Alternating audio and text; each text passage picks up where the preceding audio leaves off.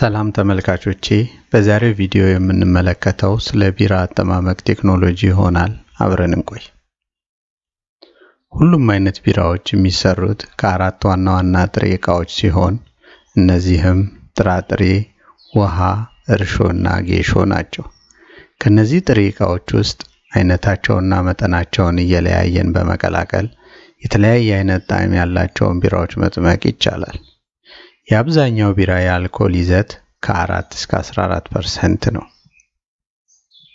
ቢራ የሚሰራው በፈርመንቴሽን ፕሮሰስ ሲሆን የተለያየ ፕሮሰስ ቫሪያብል መቆጣጠሪያ በመጠቀም የምንፈልገውን የአልኮል ይዘትና ጣዕም ማግኘት እንችላለን።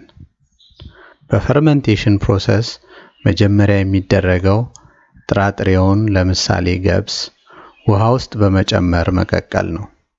ይሄ ማሽ የተባለውን ውህድ ይሰጠናል።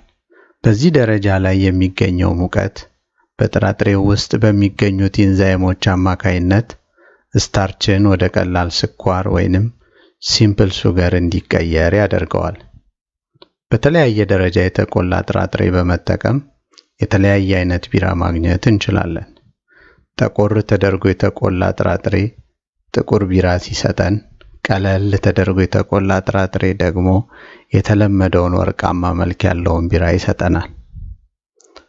በቀጣዩ ፕሮሰስ ደግሞ ቅድም ካገኘነው ውህድ ወይንም ማሽ ውስጥ ጥራጥሬውን በማውጣት የተቀረውን ውህድ ፈሳሽ እናፈለዋለን። ይህ ውህድ ፈሳሽ ወርት ይባላል። በዚህ ፕሮሰስ ጊዜ ነው ዋና ዋና ጣዕም መስጫ ጥሬ ዕቃዎች የሚጨመሩት። የመጀመሪያውና ዋነኛው ሆፕስ ወይም ጌሾ ነው። ጌሾ ሁለት ጥቅሞች አሉት።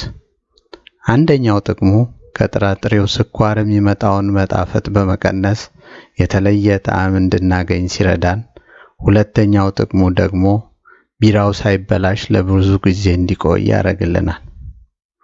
የተለያየ አይነት ጌሾችን በመጠቀም የተለያየ ጣዕም ያላቸውን ቢራዎች መጥመቅ ይቻላል። ፈሳሹ ውህድ ለሁለተኛ ጊዜ ከፈላ በኋላ በፍጥነት እናቀዘቅዘዋለን።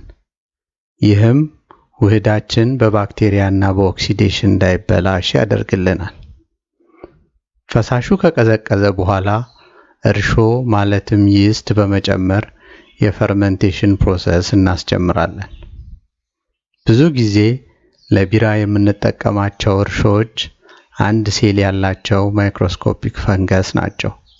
እነዚህ ይስቶች ቅድም ከመጀመሪያው ፕሮሰስ ያገኘነውን ስኳር ለኃይላቸው ስለሚፈልጉት እሱን በመውሰድ ወደ ካርበን ዳይኦክሳይድ እና ኢታኖል ይቀይሩልናል። ካርበን ዳይኦክሳይድ ቢራችን አረፋ እንዲሰራ ሲያገለግል፣ ኢታኖል ደግሞ የቢራችን የአልኮል ይዘት ይሆናል ማለት ነው። በመጀመሪያው ዙር ፈርመንቴሽን በጣም ብዙ እርሾ ስለምንጠቀም ብዙ ካርበን ዳይኦክሳይድ እናገኛለን። ይህንንም ካርበን ዳይኦክሳይድ ወደ ውጪ በመልቀቅ መጠኑን እንቀንሰዋለን። ከትንሽ ሳምንታት ለምሳሌ 2 ሳምንት በኋላ ሁሉም ከጥራጥሬ ያገኘነው ስኳር ወደ ኢታኖል ይቀየርልናል። ቀሪ እርሾም እንዳይኖረው ቢራው ትንሽ ስኳር ወዳለው መያዣ ይጨመራል።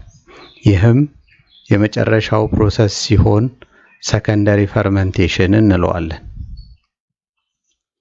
በመጨረሻም የተጠመቀው ቢራ የካርበን ዳይኦክሳይድ እና ኢታኖል መጠኑን በጥራት ቁጥጥር እየተደረገበት ይታሸጋል ማለት ነው። ብዙውን ጊዜ ቢራ የሚታሸገው በጠርሙስና ከቆርቆሮ በተሰራ ጣሳ ነው። ይህም ዋጋውን ከመጨመሩ በላይ ሪሳይክል ማድረግ ከበድ ይላል። ሳይንቲስቶች ለዚህ አገልግሎት የሚውል የፕላስቲክ ማሸጊያ ለመስራት እየጣሩ ሲሆን፣ የፕላስቲክ ዋናው ችግር በውስጡ ካርበን ዳይኦክሳይድ እና ኦክሲጅን ስለሚያሳልፍ ቢራው በአጭር ጊዜ ውስጥ እንዲበላሽ ያደርገዋል። በዛሬው ቪዲዮ ስለ ቢራ አጠማመቅ ቴክኖሎጂ አይተናል። በሚቀጥለው ሳምንት በሌላ ሐሳብ እስክንገናኝ መልካም ሳምንት። ይህን ቪዲዮ ከተመቻችሁ ሰብስክራይብ እና ሼር በማድረግ በየሳምንቱ የምንለቀውን ሳይንስና ቴክኖሎጂ ላይ ያተኮሩ ቪዲዮዎችን ተከታተሉ።